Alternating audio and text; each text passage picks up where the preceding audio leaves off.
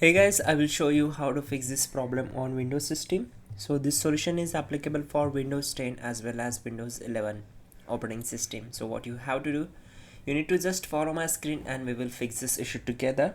In the first step, we need to open command prompt. So go to search bar, type here cmd, right click here and select run as administrator. Select as. Once we are here, we need to execute some commands. So type all these commands carefully and hit enter to execute them. First command is netsh winsock reset and hit enter. Then type in netsh winsock space reset space catalog. Then type in netsh intip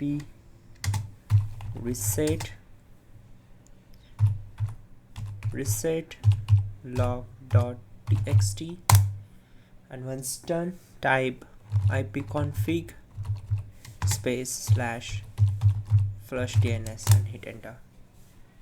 Once done, just type exit to close the command prompt window, then open settings,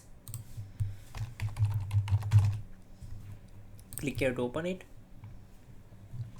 Now click on these three lines and go to network and internet.